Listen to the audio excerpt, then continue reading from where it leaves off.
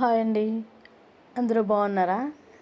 ఈరోజు tasty tomato masala curry అండి. చపాతీలోకైనా, బగారాలోకైనా, పుల్కాలోకి, పూరీలోకి అన్నిటికీ బాగుంటుందండి. టమాటాలు ఫస్ట్ని అట్లా మగ్గించుకోవాలి. దీంట్లో కొంచెం శనగపప్పు, ధనియాలు, కొబ్బరి, నువ్వులు, గసగసాలు వేయకూడదండి. ఇప్పుడు లాస్ట్ ఫైనల్లో గసగసాలు, చెక్క, మొగ్గ, కొంచెం జీడిపప్పు వేసి మిక్సీకి మంచిగా మెత్తటి పేస్ట్ చూడండి, ఈ విధంగా వీడియోలో చూపిస్తున్న విధంగా పేస్ట్ చేసుకొని పక్కన పెట్టేసుకుందాం. ఇప్పుడు మళ్ళీ ఒక పాన్లో ఈ టమోటాలన్నీ బాగా ఫ్రై చేసుకొని మళ్ళీ మరో బాండ్లో ఆనియన్స్ వేసి, అల్లం తెల్లగడ్డ పేస్ట్ వేసి మంచిగా రోస్ట్ చేసుకోవాలండి. బాగా వేగనివ్వాలండి, పచ్చివాసన పోయేదాకా వేగనిచ్చాక ఇప్పుడు మనం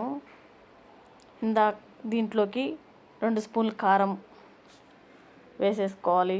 1 స్పూన్ పసుపు వేసుకున్నాక బాగా వేగనిచ్చేసి, ఇందాక మనం మసాలా వేసుకున్నాం కదండి, ఆ మసాలాని ఇందులోకి వేసేసుకోవాలి. మంచిగా కలుపుకొని చూడండి, మసాలా నూనె బయటికి వచ్చేదాకా వేపుకోవాలండి. మంచిగా మసాలా పచ్చివాసన అంతా వేపుకోవాలి.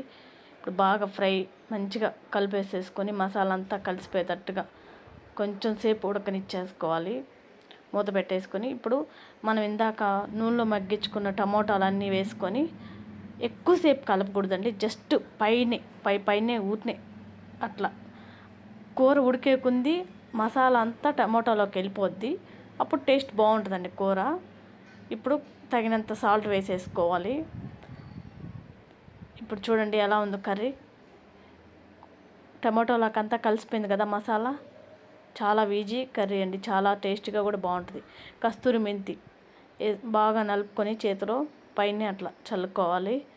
చాలా టేస్ట్ ఉంటుందండి కర్రీ కస్తూరి మెంతి వేసినాక. ఇప్పుడు మీ దగ్గర చికెన్ మసాలా ఉంటే కొంచెం వేసుకోవాలి. వేసుకొని ఎక్కువ కలపకుండా జస్ట్ పైనే కలుపుకోవాలి. లాస్ట్ ఫైనల్ టచ్ కొత్తిమీర వేసేసుకొని సర్వ్ చేసుకోవడమే. చాలా tasty curry, tomato masala curry చాలా బాగుంటుందండి.